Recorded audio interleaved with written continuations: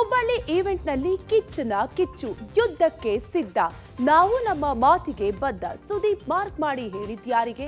ಆ ನಟನ ಅಭಿಮಾನಿಗಳಿಗೆ ಕೌಂಟರ್ ಕೊಟ್ರ. ರಾಜ್ಯದ ಗೃಹಲಕ್ಷ್ಮಿಯರಿಗೆ ಹೆಬ್ಬಾಳ್ಕರ್ ಗುಡ್ ನ್ಯೂಸ್.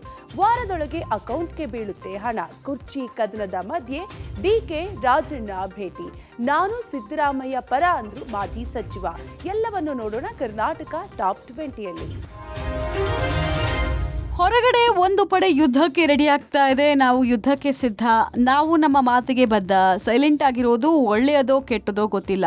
ನನ್ನ ಸ್ನೇಹಿತರು ಚೆನ್ನಾಗಿರಬೇಕು ಅಂತ ಬಾಯಿ ಮುಚ್ಕೊಂಡಿದ್ದೆ. ಬಾಯಿ ಇಲ್ಲ ಅಂತ ಅಲ್ಲ, ನನ್ನ ಸಹನೆಯಿಂದ ನಿಮ್ಮ ಮೇಲೆ ಕಲ್ಲಿನ ತೂರಾಟ ನಡೀತಾನೆ ಇರುತ್ತೆ.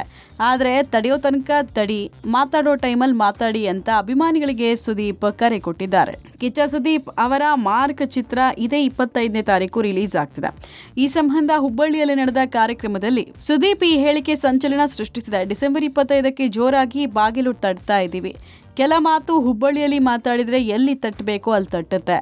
ಯಾರೋ ನಿಮ್ಮನ್ನ ಕೆಣಕಿದ್ರೆ ನೀವು ಅವರ ಭಾಷೆಯಲ್ಲಿ ಉತ್ತರ ಕೊಡಿ. ಇಷ್ಟು ದಿನ ತಾಳ್ಮೆಯಿಂದ ಇದ್ದಿದ್ದು ಸಾಕು. ನಮ್ಮ ಅಭಿಮಾನಿಗಳು ನೀವು ಸುಮ್ಮನೆ ಇರಬೇಡಿ. ಇಷ್ಟು ದಿನ ನಾನು ನಿಮಗೆ ತಾಳ್ಮೆಯಿಂದ ಇರೋದಕ್ಕೆ ಹೇಳಿದ್ದೆ, ಆದರೆ ಈಗ ಆ ತಾಳ್ಮೆ ಬೇಡ, ಯುದ್ಧಕ್ಕೆ ಸಿದ್ಧರಾಗಿ ಅಂತ ಹುಬ್ಬಳ್ಳಿಯಲ್ಲಿ ಸುದೀಪ್ ಹೇಳಿಕೆ ಕೊಟ್ಟಿದ್ದಾರೆ. ಸುದೀಪ್ ಈ ಹೇಳಿಕೆ ಭಾರಿ ಚರ್ಚೆಗೆ ಗ್ರಾಸ ಆಗಿದೆ. 25ಕ್ಕೆ ಥಿಯೇಟರ್ ಅಲ್ಲಿ ಒಂದು ಸಿನಿಮಾ ಬಿಡುಗಡೆ ಆಗುತ್ತೆ, ಆದ್ರೆ ಹೊರಗಡೆ ಒಂದು ಪಡೆ ಯುದ್ಧಕ್ಕೆ ರೆಡಿ ಆಗ್ತಾ ಇದೆ. ಈ ವೇದಿಕೆ ಮೇಲಿಂದ ಹೇಳ್ತಾ ಇದ್ದೀನಿ, ಯುದ್ಧಕ್ಕೆ ಸಿದ್ಧ.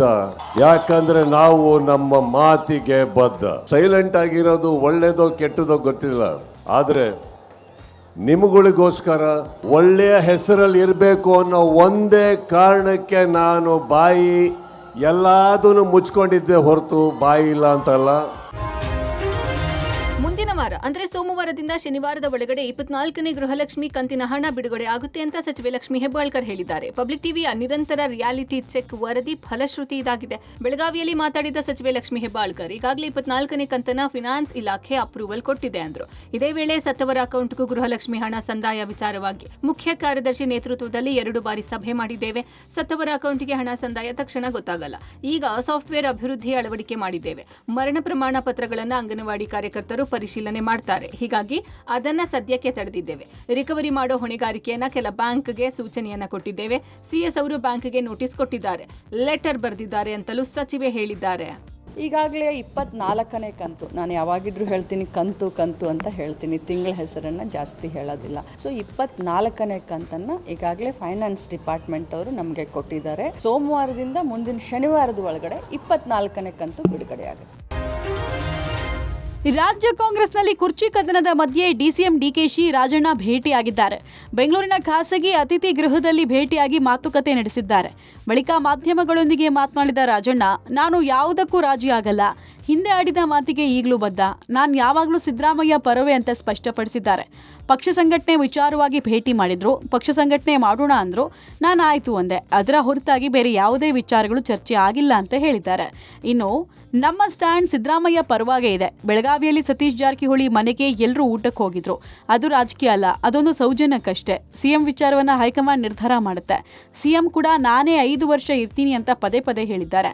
ಹೈಕಮಾಂಡ್ ಹೇಳೋವರೆಗೆ ನಾನು ಕಾಯ್ತೀನಿ ಅಂತ ತಿಳಿಸಿದ್ದಾರೆ. ಡಿಕೆಶಿ ಪ್ರತಿಕ್ರಿಯಿಸಿ, ರಾಜಣ್ಣ ನಮ್ಮ ಶಾಸಕರು, ಮಂತ್ರಿ ಆದವರು, ನಮಗೂ ಅವರಿಗೂ ಭಿನ್ನಾಭಿಪ್ರಾಯ ಇಲ್ಲ. ನಾನು ಯಾರ ಮೇಲೂ ಜಗಳ ಆಡಿಲ್ಲ. ರಾಜಣ್ಣ ನನಗೆ ಆಪ್ತ ಅಂದಿದ್ದಾರೆ. ಹೌದು, ರಾಜಣ್ಣ ನಮ್ಮ ಶಾಸಕರು, ನಮ್ಮ ಜೊತೆ ಮಂತ್ರಿ ಆಗಿದ್ದವರು, ಒಳ್ಳೆ ಕತೆ ರೀ. ಎಲ್ಲರೂ ಕೊಲೀಗ್ಸ್, ಒಂದು ಪಾರ್ಟಿ ಅವರು. ನಮಗೂ ಯಾರಿಗೇನು, ನನಗೆ ಯಾರ ಬಗ್ಗೆನೂ ಏನು ಭಿನ್ನಾಭಿಪ್ರಾಯ ಇಲ್ಲ. ನಾನಂತೂ ಯಾರ ಮೇಲೂ ಜಗಳ ಆಡೋಕ್ಕೂ ಹೋಗಿಲ್ಲ. ಯಾವ ವಿಚಾರಕ್ಕೂ ನಾನು ಇವತ್ತವರೆಗೂ ಒಬ್ಬರ ಮೇಲೆ ಒಂದು ಸ್ಟೇಟ್ಮೆಂಟ್ ಮಾಡಿದ್ದೆ. ರಾಜಣ್ಣ ಡಿಕೆಶಿ ಭೇಟಿಗೆ ಗೃಹ ಸಚಿವ ಪರಮೇಶ್ವರ್ ಮಾತನಾಡಿ, ಪಾರ್ಟಿ ವಿಚಾರದಲ್ಲಿ ಚರ್ಚೆ ಮಾಡಿದ್ರು ಅಂತ ಅವರೇ ಹೇಳಿದ್ದಾರೆ.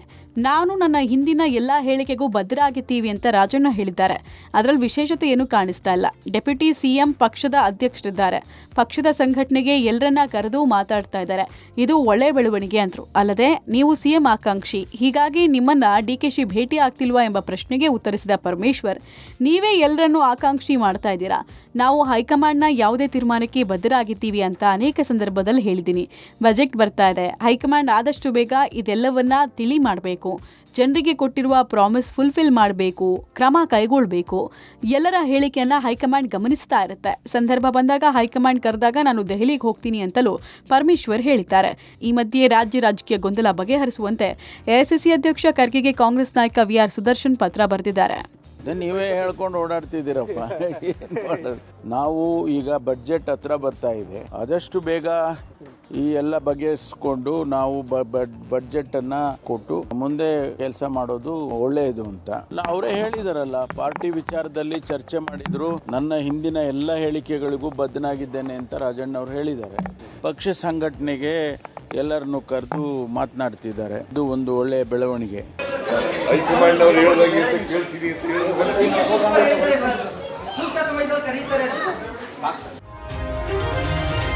ರಾಜ್ಯ ಕಾಂಗ್ರೆಸ್ ಕುರ್ಚಿ ಕದನದ ಬಗ್ಗೆ ಕಲಬುರಗಿಯಲ್ಲಿ ಎಐಸಿಸಿ ಅಧ್ಯಕ್ಷ ಮಲ್ಲಿಕಾರ್ಜುನ್ ಖರ್ಗೆ ಮಾತನಾಡಿದ್ದಾರೆ. ಕರ್ನಾಟಕದಲ್ಲಿ ಗೊಂದಲವನ್ನ ಹೈಕಮಾಂಡ್ ಮಾಡಿಲ್ಲ, ಇಲ್ಲಿನ ನಾಯಕರು ಗೊಂದಲ ಸೃಷ್ಟಿ ಮಾಡ್ತಿದ್ದಾರೆ. ಕಾಂಗ್ರೆಸ್ ಯಾರೋ ಒಬ್ಬ ನಾಯಕನಿಂದ ಬೆಳೆದಿದ್ದಲ್ಲ, ಹೀಗಾಗಿ ಯಾರು ನನ್ನಿಂದ ಅಧಿಕಾರಕ್ಕೆ ಬಂತೋ ನಾನೇ ಪಕ್ಷ ಕಟ್ಟಿದ್ದೀನಿ ಅಂತ ಹೇಳಬಾರ್ದು. ಕಾಂಗ್ರೆಸ್ ಪಕ್ಷ ಕಾರ್ಯಕರ್ತರಿಂದ ಕಟ್ಟಿದ ಪಕ್ಷ ಅಂದಮೇಲೆ ಎಲ್ಲರ ಪಾತ್ರವೂ ಇರುತ್ತೆ. ಕೆಲ ಕಾರ್ಯಕರ್ತರು ಕೂಡ ಒಬ್ಬರಿಂದಲೇ ಪಕ್ಷ ಇದೆ ಅನ್ನಬಾರ್ದು ಅಂತ ಖರ್ಗೆ ವಾರ್ನಿಂಗ್ ಕೊಟ್ಟಿದ್ದಾರೆ. ಇದೇ ವೇಳೆ ಮನ್ರೇಗಾ ಹೆಸರು ಬದಲಾವಣೆ, ಮತ ಪರಿಷ್ಕರಣೆ ವಿಚಾರವಾಗಿಯೂ ಕೇಂದ್ರ ಸರ್ಕಾರದ ವಿರುದ್ಧ ಖರ್ಗೆ ವಾಗ್ದಾಳಿ ನಡೆಸಿದ್ರು. ಗೊಂದಲ ಅವರೇ ಇಲ್ಲೇ ಲೋಕಲ್ ಸೃಷ್ಟಿ ಮಾಡ್ಕೊಳ್ತಾ ಇದ್ದಾರೆ. ಅವರೆಲ್ಲ ಮಾಡಬೇಕು. ಎಲ್ಲಕ್ಕ ನೀವು ಹೈಕಮಾಂಡ್ ಅಂತ ಹೇಳಿದ್ರೆ ಹೆಂಗೆ? ನೀವು ಇಲ್ಲಿ ಆಗ್ತಕ್ಕಂಥದನ್ನ ಲೋಕಲ್ ಲೀಡರು ಸೆಟಲ್ ಮಾಡ್ಕೋಬೇಕು. ಅದನ್ನ ಒಂದು. ಆಮೇಲೆ ಪಕ್ಷ ಎಲ್ಲರೂ ಕಟ್ಟಿದ್ದು, ಯಾರೋ ನಾನು ಕಟ್ಟಿನಿ ಅಂತಿಲ್ಲ. ಕಾಂಗ್ರೆಸ್ ಪಾರ್ಟಿ ಕಾರ್ಯಕರ್ತರು ಕಟ್ಟರು. ಕಾಂಗ್ರೆಸ್ ಯಾವಾಗಲೂ ಕೂಡ ಯಾರೇ ಲೀಡರ್ ಬಂದ್ರೂ ಅವರಿಗೆ ಕಾಂಗ್ರೆಸ್ ಕಾರ್ಯಕರ್ತರು ಸಪೋರ್ಟ್ ಮಾಡ್ತಾರೆ. ಅದಕ್ಕೆ ಯಾರು ನನ್ನಿಂದಾಗಿದೆ ಅಂತ ಯಾರು ಹೇಳಬಾರ್ದು. ಮತ್ತು ಕೆಲವು ಕಾರ್ಯಕರ್ತರನ್ನು ಯಾರು ಹೇಳ್ತಾರೆ ಇವ್ರು ಕಟ್ಟಾರೆ ಅವ್ರು ಕಟ್ಟಾರೆ ಅನ್ನೋದು ಅದು ಬಿಟ್ಟು ಬಿಡಬೇಕು.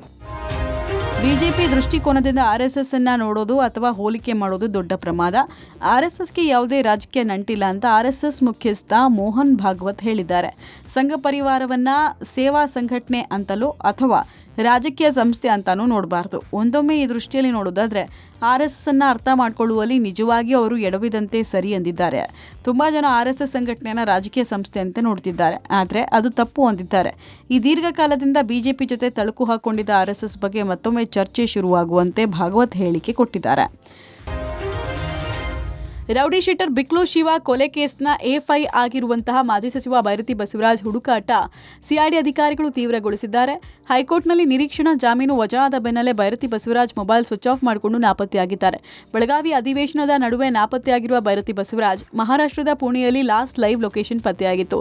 3 ವಿಶೇಷ ತಂಡಗಳನ್ನು ರಚಿಸಿಕೊಂಡು ಕಾರ್ಯಾಚರಣೆಗೆ ಇಳಿದಿರುವ ಸಿಐಡಿ ಅಧಿಕಾರಿಗಳಿಗೆ ಮಹಾರಾಷ್ಟ್ರದ ಪುಣೆಯಿಂದ ಅಧಿಕಾರಿಗಳ ದಾರಿ ತಪ್ಪಿಸಿ ಗೋವಾ ಕಡೆಗೆ ಹೋಗಿರುವ ಮಾಹಿತಿ ಲಭ್ಯ ಆಗಿದೆ. ಈ ಬಗ್ಗೆ ಗೃಹ ಸಚಿವ ಪರಮೇಶ್ವರ್ ಮಾತನಾಡಿ, ಪೊಲೀಸರು ಅವರ ಕೆಲಸ ಮಾಡ್ತಿದ್ದಾರೆ, ಕಾನೂನು ಪ್ರಕಾರ ಏನ್ ಕ್ರಮ ಕೈಗೊಳ್ಳಬೇಕು ತಗೋತಾರೆ. ಯಾವಾಗ ಅರೆಸ್ಟ್ ಆಗ್ತಾರೆ ಅಂದ್ರೆ ಅದು ಪೊಲೀಸರ ಕೆಲಸ, ಸರ್ಕಾರದ ಕೆಲಸ ಅಲ್ಲ ಅಂದಿದ್ದಾರೆ. ಈ ಮಧ್ಯೆ ಕೊಲೆ ಪ್ರಕರಣದ A1 ಆಗಿರುವಂತಹ ಜಗದೀಶ್ ಹೇಳಿಕೆಗೆ ವ್ಯತಿರಿಕ್ತವಾಗಿದ್ದು, ಬೈರತಿ ಬಸವರಾಜ್ ಬಂಧನವಾದ ಕೂಡಲೇ ಜೈಲಿನಲ್ಲಿರುವ ಜಗದೀಶ್ನ ಬಾಡಿ ವಾರೆಂಟ್ ಮೇಲೆ ವಶಕ್ಕೆ ಪಡೆದು ಇಬ್ಬರ ವಿಚಾರಣೆ ನಡೆಸೋಕೆ ಸಿಐಡಿ ಅಧಿಕಾರಿಗಳು ಸಿದ್ಧತೆ ನಡೆಸಿದ್ದಾರೆ. FIR ಮಾಡಿದ್ದಾರೆ, ಕಾನೂನು ಪ್ರಕಾರ ಏನ್ ಕ್ರಮ ಬೇಕೋ ತಗೊಳ್ತಾರೆ. ಅದರಲ್ಲಿ ಈಗ ಕೋರ್ಟ್ ಆದೇಶ ಮಾಡಿದೆ ಅಲ್ಲ, ಆ ಹಿನ್ನೆಲೆಯಲ್ಲಿ ಕಾನೂನು ಪ್ರಕಾರ ಏನು ಕ್ರಮ ತಗೋಬೇಕು ಅದನ್ನ ತಗೊಳ್ತಾರೆ. ಅಲ್ಲ, ಅದು ಪೊಲೀಸ್ನವ್ರ ಕೆಲಸ. ಅದು ನಿಮಗೇನಾದ್ರು ಮಾಹಿತಿ ಅಂದ್ರೆ ಸರ್ಕಾರದ ಕೆಲಸ ಅಲ್ಲ, ಅದು ಪೊಲೀಸ್ನ ಕೆಲಸ. ಹೌದು, ಮಾಹಿತಿ ಕೊಡ್ತಾರೆ, ನಿಮ್ಗೆ ಹೇಳಬೇಕು ಅಂತ ಇಲ್ಲ. ಧರ್ಮಸ್ಥಳ ಬುರುಡೆ ಪ್ರಕರಣದ ಆರೋಪಿ ಚಿನ್ನಯ್ಯಗೆ ತಿಮರೋಡಿ ಗ್ಯಾಂಗ್ನಿಂದ ಜೀವ ಬೆದರಿಕೆ ಇದೆ ಅಂತ ಬೆಳ್ತಂಗಡಿ ಠಾಣೆಗೆ ದೂರು ಕೊಟ್ಟಿದ್ರು. ಈ ಬೆನ್ನಲ್ಲೇ ಚಿನ್ನಯ್ಯನಿಗೆ ಗನ್ಮ್ಯಾನ್ ಜೊತೆಗೆ ರಕ್ಷಣೆ ನೀಡುವಂತೆ ಬುರುಡೆ ಗ್ಯಾಂಗ್ನ ಜಯಂತಿ ಅವರು ಮುಖ್ಯಮಂತ್ರಿ ಹಾಗೂ ಡಿಜಿಪಿಗೆ ಪತ್ರ ಬರೆದು ಮನವಿ ಮಾಡಿದ್ದಾರೆ. ಇತ್ತೀಚೆಗೆ ನನಗೆ ಚಿನ್ನಯ್ಯನೊಂದಿಗೆ ಯಾವುದೇ ಸಂಪರ್ಕ ಇಲ್ಲ, ಚಿನ್ನಯ್ಯನಿಗೆ ಯಾರಿಂದಲೂ ಅಪಾಯವನ್ನು ಉಂಟು ಮಾಡಿ ಅದನ್ನ ಹೋರಾಟಗಾರರ ಮೇಲೆ ಹಾಕುವ ಹುನ್ನಾರ ಇದೆ. ಚಿನ್ನಯ್ಯ ನ್ಯಾಯಾಲಯದ ಆದೇಶದಂತೆ 2 ದಿನಕ್ಕೊಮ್ಮೆ ಬೆಳ್ತಂಗಡಿ ಠಾಣೆಗೆ ಹಾಜರಾಗಬೇಕಾಗಿತ್ತು. ಈ ವೇಳೆ ಆತನಿಗೆ ಜೀವ ಬೆದರಿಕೆ ಇರೋದ್ರಿಂದ ಚಿನ್ನಯ್ಯ ಹಾಗೂ ಆತನ ಕುಟುಂಬಕ್ಕೆ ಗನ್ಮ್ಯಾನ್ ನೀಡಿ ಸೂಕ್ತ ರಕ್ಷಣೆ ನೀಡಬೇಕು ಅಂತ ಜೆಎನ್ಟಿ ಮನವಿ ಪತ್ರವನ್ನ ಕೊಟ್ಟಿದ್ದಾರೆ. ಚಿನ್ನಯ್ಯ ಜೈಲಿನಿಂದ ಹೊರಬಂದ ಬಳಿಕ ಬುರುಡೆ ಗ್ಯಾಂಗ್ನ ಪ್ರಮುಖರಾದ ಮಹೇಶ್ ತಿಮ್ರೋಡಿ, ಗಿರೀಶ್ ಮಟ್ಟಣ್ಣನವರ್, ವಿಠ್ಠಲ್ ಗೌಡ, ಜಯಂತ್ ಹಾಗೂ ಸಮೀರ್ ಎಂಡಿ ಅವರಿಂದ ತನಗೆ ಹಾಗೂ ತನ್ನ ಪತ್ನಿಗೆ ಜೀವ ಬೆದರಿಕೆ ಇದೆ ಅಂತ ಬೆಳ್ತಂಗಡಿ ಪೊಲೀಸ್ ಠಾಣೆಗೆ ದೂರು ಕೊಟ್ಟಿದ್ದ. ಶ್ರೀ ಕ್ಷೇತ್ರ ಕುಕ್ಕೆ ಸುಬ್ರಹ್ಮಣ್ಯದಲ್ಲಿ ನಾಳೆಯಿಂದ ಡಿಸೆಂಬರ್ 26ರವರೆಗೆ ಕಿರುಷಷ್ಠಿ ಮಹೋತ್ಸವ ನಡೆಯಲಿದೆ. ಹಿಂದೂ ಧಾರ್ಮಿಕ ಕಾರ್ಯಕ್ರಮಕ್ಕೆ ಅನ್ಯ ಧರ್ಮೀಯರ ಆಹ್ವಾನ ಕೊಟ್ಟಿರೋದು ವಿವಾದಕ್ಕೆ ಗುರಿಯಾಗಿದೆ. ಆಹ್ವಾನ ವಾಪಸ್ ಪಡೆಯದಿದ್ದರೆ ಆಡಳಿತ ಕಚೇರಿ ಎದುರು ನಾಳೆ ಪ್ರತಿಭಟನೆ ಮಾಡೋದಾಗಿ ಕ್ಷೇತ್ರ ಸಂರಕ್ಷಾ ವೇದಿಕೆ ಎಚ್ಚರಿಕೆ ಕೊಟ್ಟಿದೆ. ಅಲ್ಲದೆ ಆಡಳಿತ ಅಧಿಕಾರಿಗಳಿಗೆ ದೂರು ನೀಡಿದೆ. Speaker UT Khader, MLC Ivan D'Souza, Beary academy ಅಧ್ಯಕ್ಷ ಉಮರ್ ಯುಎಚ್, ಕರಾವಳಿ ಅಭಿವೃದ್ಧಿ ಪ್ರಾಧಿಕಾರದ ಅಧ್ಯಕ್ಷ ಗಫೂರ್, ಕನಿಷ್ಠ ವೇತನ ಸಲಹಾ ಮಂಡಳಿಯ ಅಧ್ಯಕ್ಷ ಶಹೀದ್ ತೆಕಿಲ್, ಕೊಂಕಣಿ ಸಾಹಿತ್ಯ ಅಕಾಡೆಮಿಯ ಜೋಕಿಮ್, ಪರಿಸರ ಪ್ರವಾಸೋದ್ಯಮ ಅಭಿವೃದ್ಧಿ ಮಂಡಳಿಯ ಶಾಲೆಟ್ ಪಿಂಟೋಗೆ ಆಹ್ವಾನ ಕೊಡಲಾಗಿದೆ. ಹಿಂದೂ ಧರ್ಮದ ಮೇಲೆ ನಂಬಿಕೆ ಇಲ್ಲದವರನ್ನ ಹಿಂದೂ ಧಾರ್ಮಿಕ ಶ್ರದ್ಧಾ ಕೇಂದ್ರಗಳಿಗೆ ಆಹ್ವಾನ ನೀಡುವುದು ಖಂಡನೀಯ ಅಂತ ಕ್ಷೇತ್ರ ಸಂರಕ್ಷಣಾ ವೇದಿಕೆಯ ಅಧ್ಯಕ್ಷ ಚಿದಾನಂದ ಕಂದಡ್ಕ ಮತ್ತು ಸದಸ್ಯರು ಆಡಳಿತಾಧಿಕಾರಿಗೆ ದೂರು ಕೊಟ್ಟಿದ್ದಾರೆ.